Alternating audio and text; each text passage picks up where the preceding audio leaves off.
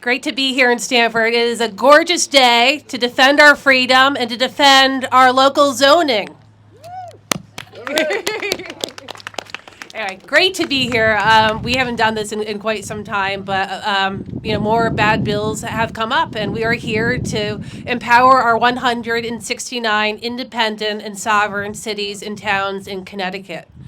So I want to bring up two special guys who are part of the Stamford Neighborhood Coalition, Mike Battinelli and Barry Michealson, who have done yeoman's work in the last few years on protecting Stamford. All right. Hello. My name is Mike Battinelli. I'm one of the founders of the Stamford Neighborhood Coalition. Before I start, I'd like to read our mission statement. We're an organization comprised of concerned residents striving to preserve the quality of life and hometown feel of our great city before its charm and personality are taken away forever. We are committed to giving the citizens of all of our Stamford neighborhoods a voice in the planning process that shapes the community we've invested in. Our coalition got started years ago for this very reason. We would go down to separate parts of town and fight a zoning issue. The board never listened to any of our separate protests. Steve Garst from Springdale and I finally came up with a concept. Individually, we had no power, but together as a group, our voices began to be heard, and the Stamford Neighborhoods Coalition was born. You're not going to win every battle, but we've made a difference over the years. With numbers, you can fight City Hall. For example, wrong one, I'm sorry. Over the horizon comes a bigger, more formidable threat, the state of Connecticut. State legislature, led by a group of misguided elected officials, have decided the state's going to solve the affordable housing program by taking over and amending our zoning laws under the umbrella Desegregate Connecticut. They want to make zoning a free-for-all for all developers to flood our town with high-density housing. Don't think just because you live in a quiet neighborhood you're exempt from this development. This will affect our whole town. I'm Stamford born and bred. I remember the quality of life and the hometown feel I experienced growing up here. We can still preserve the charm and personality of our neighborhoods and achieve some of their housing goals, but not at the expense of what the citizens of this town have worked so hard to build. A community where you can be proud to raise your families. A community where whether you want to live in an apartment, a condo, or a house, it's your choice. I want to be clear. We as a coalition are not anti-development or anti-affordable housing. On the contrary. We just want our city to do it in a sensible way with the concerns of the citizens of Stamford over the large developers and heavy hand of the state making decisions for us. For example, they say a lot of our downtown office buildings are sitting empty. The center of town has a lot of potential for housing. We ask that they do all this development in that part of town if they want. Keep it out of our suburban neighborhoods and our historic districts. Right now, the state of Connecticut is proposing two bills designed to destroy the fabric of our neighborhoods and our quality of life. These two bills, HB 5204, HB 5429, are going to open our city to rampant overdevelopment that only benefit developers and a very few citizens. You'll hear a lot more about that later. We need all the help we can get to fight these unfair, one-sided bills. Along comes CT 169 strong. Yes, thank God. An organization comprised of people from all over the state with the same values that our coalition has embraced from the beginning. A sort of Stamford Neighborhoods Coalition on steroids. They've been on the front lines of this fight from the onset. My hope is that between all of us, with the help of 169 Strong, we can make our voices heard loud enough for Hartford to hear us loud and clear. It's time we tell our representatives upstate that they have a lot more important things to deal with than to go into the real estate business. We do not need them to dictate what type of housing should be built in our cities and towns. Leave the zoning to us. And with that, I will give you, thank you very much. With that, I'm going to give you Barry Michealson, say a few more words from Stamford. Okay. I want to thank everyone for showing up. This is really tremendous to get this kind of support. and for our legislators who we don't always know their names or who they are. We have a number of them here, Kimberly and Tony and Grant and some others, because they're behind the scenes doing a fight, and we're in a minority position on many of these issues. And it's a very hard issue, and there's a lot of subtleties in it, because what's at stake here in Connecticut is actually our quality of life, and that is the greatest asset that we have right now. We're not attractive to businesses any longer. We're a high-tech state, and what we have left is the quality of life that we enjoy here, and even that is now the politicians in Hartford are looking to destroy that. We here at the coalition, I was asked by Steve and Mike to join the coalition when some issues came out about congestion and parking here in the Springdale and Glenbrook area. And I met with them that morning for breakfast, and there were about 13 of us at the table, and said, how do we fight this? How do we combat this constant zoning changes that are coming before our city? How do we fight the bureaucracy? When we go before boards, people disrespect us. They don't listen to us. They don't hear what we have to say. How do we fight this? So we had a number of conversations about how zoning worked. I primed them. We had a new plan we call the Land Use Bureau Director here. And I told them how to present themselves, how to discuss the zoning issues. I myself am sometimes a negative force because I'm on the other side. They went up, made an appointment, and were completely dismissed. And we had a second meeting, and I said, I'll go with you. And the chairman, the director of the bureau did not know who I was. And I sit there, and all these folks wanted to do is an opportunity to address their zoning board at a non-public hearing to tell them of their concerns, and they were being denied that access. And I listened to this, and I said to this director, who's just here, he was telling us that he'll take care of everything, he'll handle it. And I told him right then and there that these people pay the taxes, and the great benefits you you enjoy, they pay for that too. We're going to put a big petition together, and you're going to put it on the agenda, and they're going to speak to the zoning board. And they got their voice before the zoning board. This was just to get a voice on the zoning board. This is the kind of attitude that we have.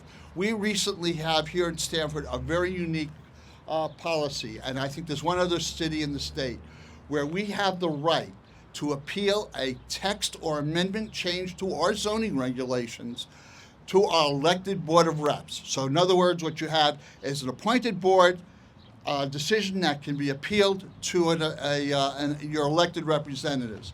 And right now we're fighting. Now we have, some of you may know of Attorney Delana. He comes from Hartford, a Malloy boy. He's standing there. He hasn't even been in office or in place 1 quarter. And he's telling us he represents the city of Stamford, he represents the taxpayers, and is denying petitions. We've satisfied the requirements we have a couple of scenarios for filing these petitions. I don't want to get too wonky on those. We satisfied them under one. Of course, they said we should have done it under the other. There's a Supreme Court decision that was handed down, and they tell us, well, it doesn't apply. And he talks about creating new law. No new law was created. An interpretation as to how to count these signatures was made, and they refused to follow it. It's all an uphill battle. Now, it's folks here in Stamford and the coalition members have basically been funding this out of their pocket. So right now we have a lawyer on retainer, and it's hard. And this is all because our elected individuals don't feel that the citizens have a right to participate. They know what's best for us, and it's clearly not the case. There's nothing more democratic than having an aspirational government, and it should start right here in our local communities, whether it be Stamford, whether it be Greenwich, whether it be Groton. It has to start here. And not in Hartford. We don't need Hartford telling us how to zone our property. Another thing that was very, very telling happened a number of legislative sessions ago. The definition and purpose of zoning was changed. Now, zoning does two things. It provides protections, and it provides controls, land use controls for development. Now, in terms of protections, you have the guidelines, which are supposed to be clean air, clean water, eliminating congestion, setting up different zones, different classifications, uniformity rules, but it's also to protect property values. And they talk about in the purpose maintaining the character of neighborhoods. Now, all of a sudden, someone said, well, the character of a neighborhood has a racial connotation to it. God knows, each city here has its own character, its own flavor, whatever you want to call it. We're all different. That was removed. And protecting property values. They talk about right now in Hartford, if you're going to live in a home, which basically you should be out of your car walking and living near the railroad station. You can only live on 1/8 of an acre. That's not Hartford's decision. That is your decision, our decision, and the decisions we should make. And that's what this cause is all about. And we need folks from here in Stamford. We need you to sign up. We need people that help us. We have a very dedicated core group of folks that go out, they get petitions, they sign. We work under very, very time-strict constraints. But this is not about just individuals. It is about individuals, and we have to take back control of our cities and our government. And it's very, very important who we elect. We have another legislative session come up, and we've really got to watch not who these people are. And you've got to look at what they stand for, what they mean, and not only what they're saying, but what they're doing and what they're advocating for. Because we're in a very small minority position. And we really, really need to be very, very careful because this could all slip away from it. We see what people are fighting for in Ukraine. Thank God we don't have to deal with anything like that. But this is a subtle erosion and chipping away of the very foundation of what we here in Connecticut have right now. And we've got to protect it. There's nothing more important or more fundamental. I want to thank you. I've taken a lot of time. But you see here some of our legislators who are really in the forefront. Thank you. Thank you, Barry. And I want to call up two special legislators who have been really on the forefront of fighting for our local zoning. State Senator Tony Huang from Fairfield. He sits as a ranking member of the Planning and Development Committee and has spent hours and hours hammering away at this issue. And we're so proud to have him on our team. Tony? Thank you, and I like to ask Representative Kim Farrell. Yay! We're a team. We are a We're good great team. Isn't it wonderful to see everybody in person, not via Zoom? Yes. Absolutely. Go ahead. No, you go, please. You go. This is All your right. district. All right. Well, You brought notes? just a few. Well, thank you so much. Great to see everybody. You know, we're here to deliver a message to Hartford and all the leaders and any developers out there that want to take advantage of special laws that give themselves, privileges in our towns. Basically, this is our home. And you don't get to silence us. You don't get to call us racist. You don't get to build whatever you want, wherever you want. I'm sorry. These bills that we're fighting right now, HB 5204, their Fair Share Bill, 5429, Transit-Oriented Development, SB 169, Expansion of the Housing Authority Jurisdiction, SB 168, Housing is a Right.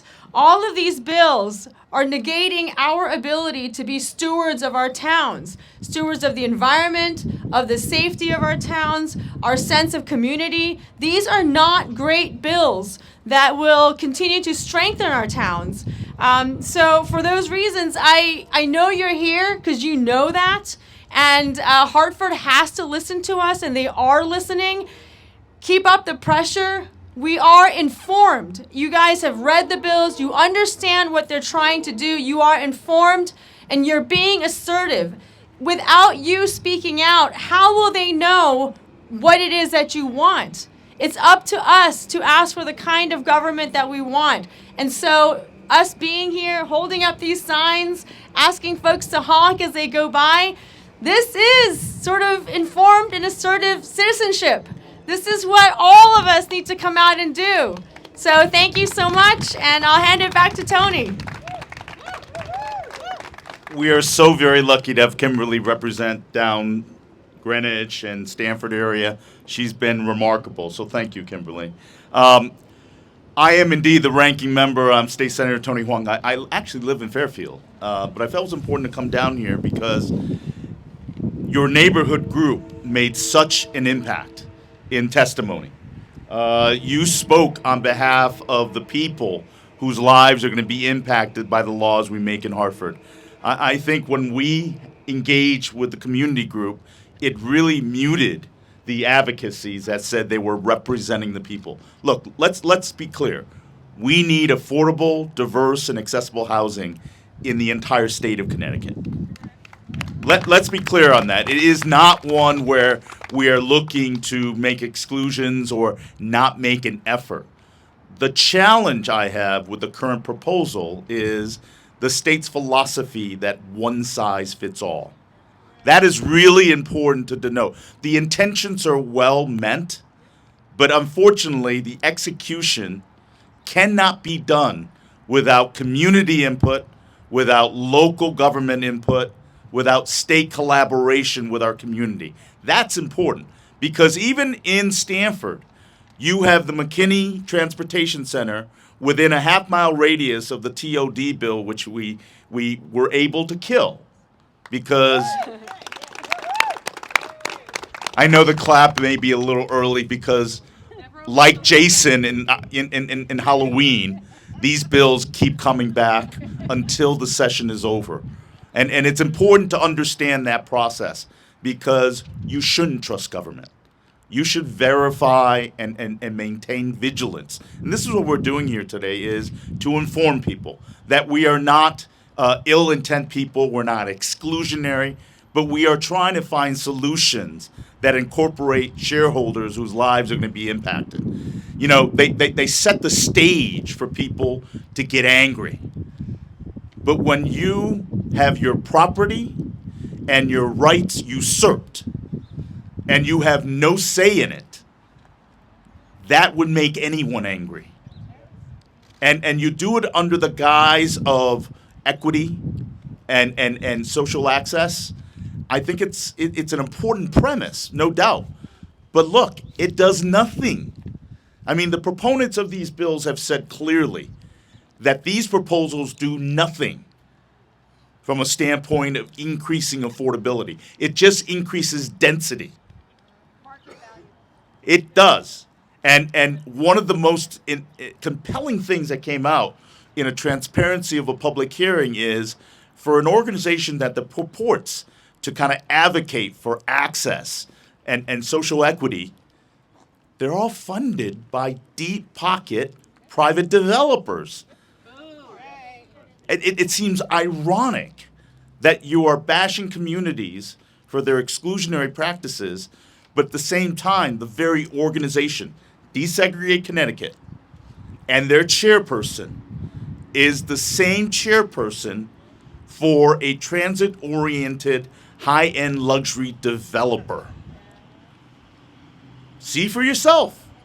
We came out and exposed that, but I assure you, probably within 3 months, there'll be a new chairperson. Okay? It just, when you talk about CT 169 strong, you got 4 people who are doing this on a part-time basis, getting the facts out. When you compare to what Desegregate Connecticut and their funding and their infrastructure and their technology capabilities, their access to the Council on Connecticut municipalities and various entities and lawmakers, the reality is we are David fighting against Goliath rather than exclusionary, elitist individuals as being portrayed. These are working class people we're representing. This neighborhood group is representing working class people to make a difference. Superman just showed up. I know, and he's dressed so much better than the rest of us. He's got that day after shave. Nice, he's got the look. No. This isn't your expertise, Stone. No. But you know what? I think it's important for the people to know that your voice is heard. Now, we mentioned these bills. We were able to either convert them into a study or have them not be called because, coincidentally, it's an election year. And they don't want to put their hand and fingerprints on these kind of bills that they can be identified with. So guess what? They've created a commission called the Connecticut Future and Development. Now, They're going to create a body that's appointed that's 2/3 democratically loaded with advocates that support the Desegregate Connecticut and the affordable housing advocates. You look at the list, it's remarkable, right? And one of the biggest ironies is one of the significant working groups that will formulate policy and, quote, bring a bipartisan commission to bring the bill for consideration in January 2023 when the new session starts after the election. There will be no individual legislator fingerprints on it. It'll be a commission, a bipartisan commission that will sell these ideas and bills. But one of the major working groups is the Affordable Housing Working Group. Well, the co-chairs are Representative Roland Lamar. He and his wife, in case you guys don't know, is one of the biggest proponents of all of these bills.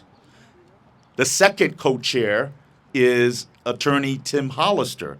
For those that work, Barry's shaking his head. For anybody who has an 830G application in any community, Mr. Hollister is well-renowned and quite talented in what he does, but he's supported TOD, he's supported everything from an affordable housing. Look, can you say conflict of interest? But unfortunately, we create a body, and I will tell you, let me see a raise of hands. We already know about the TOD bill. We know about the fair share that Representative Fiorello said. Does anybody know about this commission? Sneaky, isn't it? Take a look at that commission. Maybe you can go to both our websites. We'll put that link up. Take a look at who's who. You know, one of the things I debated in our leadership committee was you want to pass out the TOD bill and you want to send it to this commission. Here's the deal. I went through and looked at the commission membership in the working group. Nearly 70% all submitted testimony in support of affordable housing and TOD concepts. Again, this is a way that it's an indirect way and it's inside the beltway. For many of the people, you're like, seriously, they can't do it that way, can they? Yeah, they can. And so you're battling uphill on this. So I'm so happy to be an advocate for you, working with Kimberly and working with Senator Fazio. But you, all of you, are what makes a difference. So I'll step aside, and Representative Fazio, all yours, sir. Senator. I'll be very brief, but thank you to the Stamford Coalition. Thank you to CT 169 for organizing this, but also all the work you do, the thankless work. You're not getting paid by big developers, God knows. There's no currency in you for this other than the fact that you love your neighborhoods and you want to protect them. You believe in local democracy and you want to protect it, and you're doing God's work for that reason. I also want to thank Representative Fiorello and Senator Huang for the amazing hard work that they do. They are the tip of the spear of this fight, and they have been for 2 years at least, in Tony's case even longer. Really, truly, the work they're doing on their committee is second to none, and we really have to thank them over and over again for all that work. It's a labor of love for them, but without them, I don't know quite where they'd be. 32 years ago, there were a couple of truly infamous, highly controversial events in Connecticut that we're still living down today. Among them is the introduction of 830G.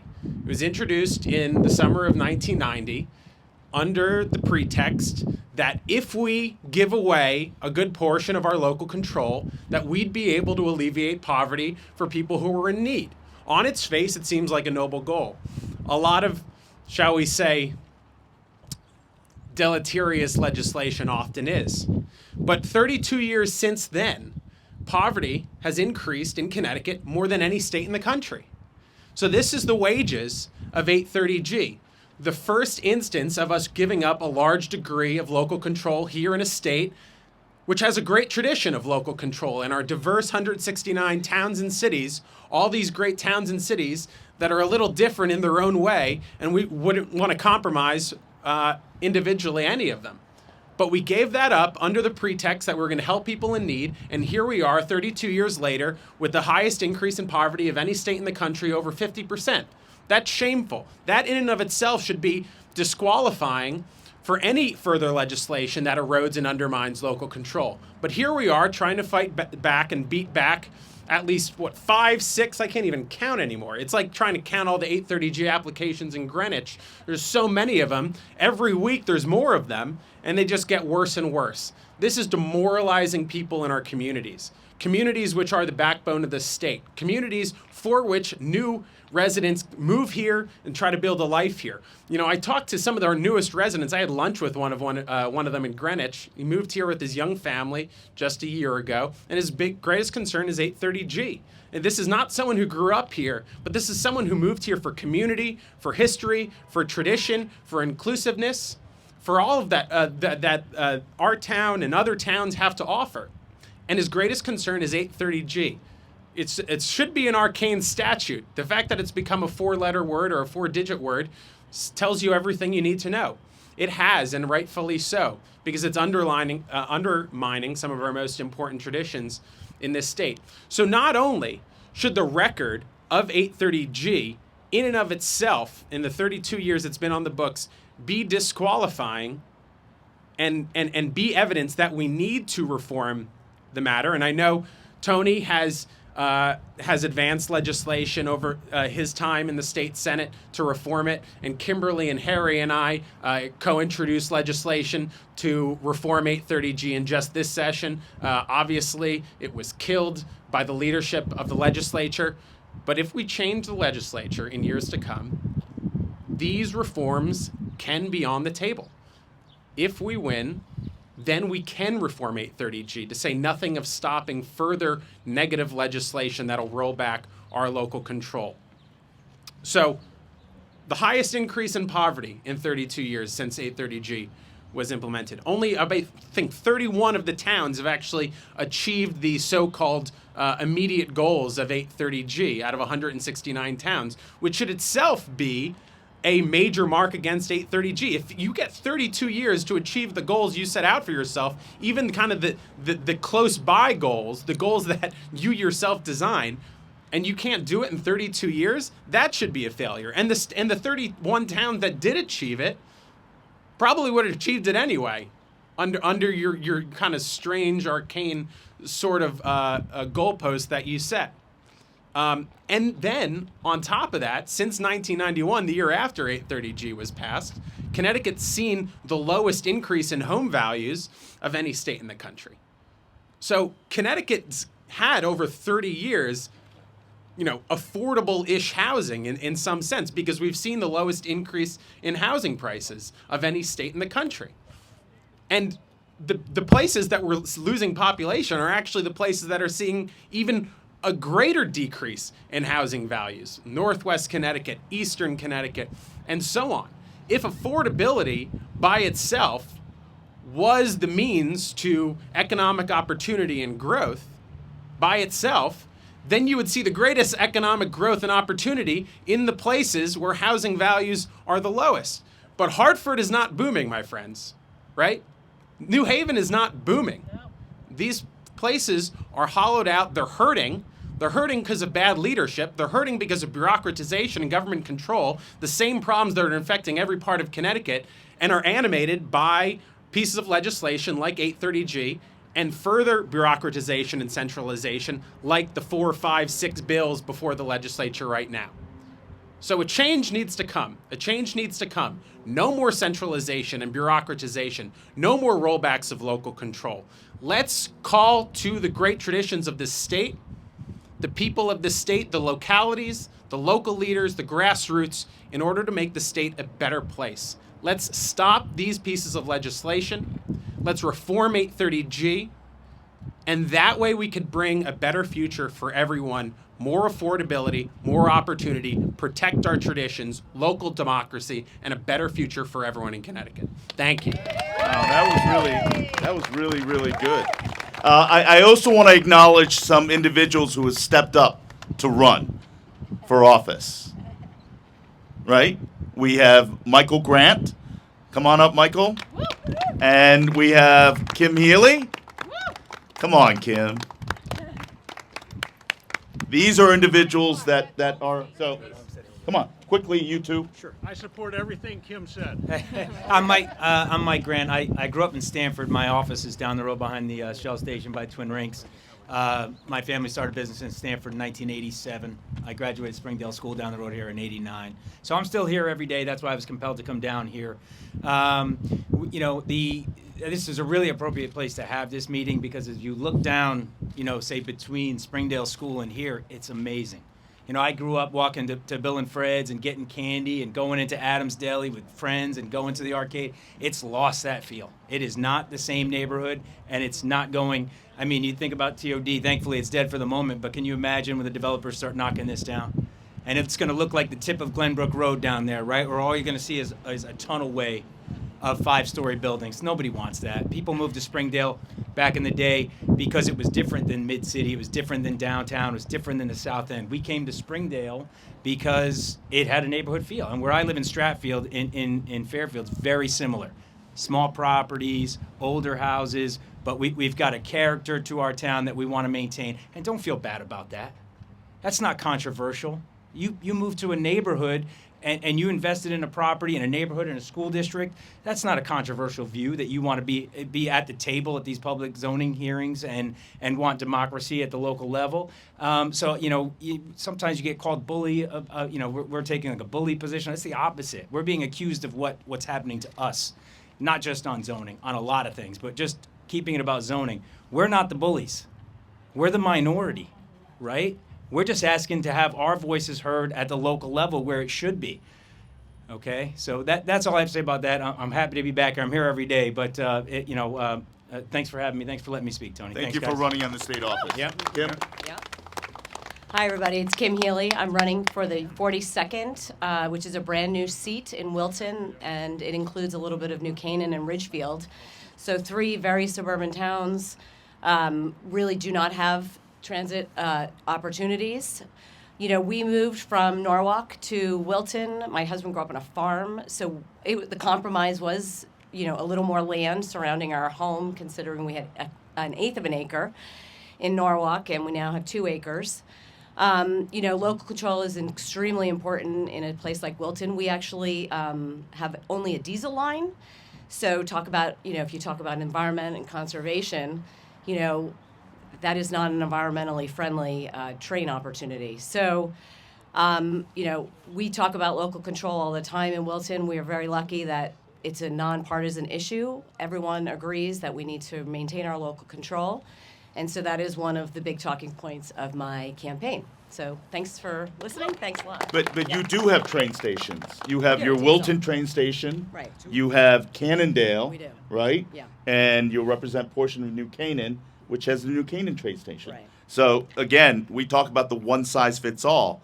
The bill that we were able to slow down, the concept is still very much alive, is that every transit-oriented district, not just here, but in Old Greenwich, in various other communities. That's why this is such an important state delegation issue. So, and I appreciate our federal people here, but it really is a state-focused issue. 1 second on that. Okay. Okay, sure. Well, thanks for at least allowing me my 2 seconds to say something. First of all, as a believer in the United States Constitution and the idea of a federal system of government, its system is designed to have more and more local rule. And one of the things that unfortunately happens is when the state starts taking over things, then the next step is sometimes the federal government.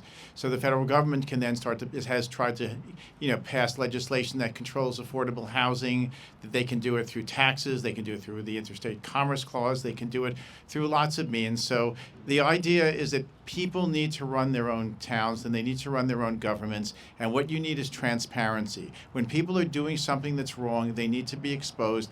People need to know about it, and it all needs to come out. And then the voters need to know when they go to elections. And that's what every one of you needs to do. You need to find out who is who is doing harm to you in terms of changing your lives and exerting control with idealistic people from other parts with names that sound good but don't really do anything. We see this all the time. The Affordable Care Act that's not affordable, the Great Society that's not great, and the name doesn't mean anything. It's what really happens, and you have to look at the bills and you have to fight with these people, and you've got a great team behind you. You should support every single one of them, and thank you very much.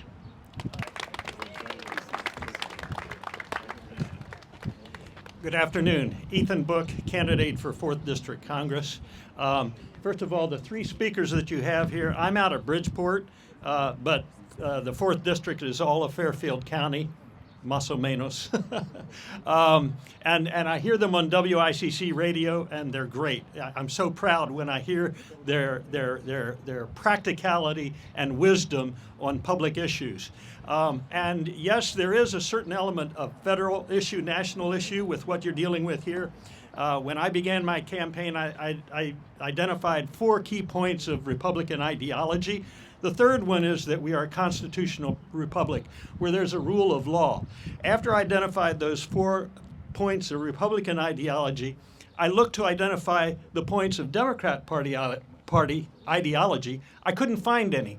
What I found is prominent Democrat focus in human compassion and humanism. Now, that's not necessarily bad. However, when it's administered without reasonable guidelines and limitations, you have over time urban decline. That's the problem, and that precisely is what we overlap with what we're seeing here in these bills and our challenges on them. That's the short version. It's nice to meet all of you. God bless you. Thank you so much for being here. Thank you to our legislators and to you, the citizens, who are keeping the heat on our other party, those people up in Hartford who are trying to cause great damage to our communities. So we have lots of signs here. We have young energy, and we're going to do some sign waving right here on Hope Street. Thank you so much.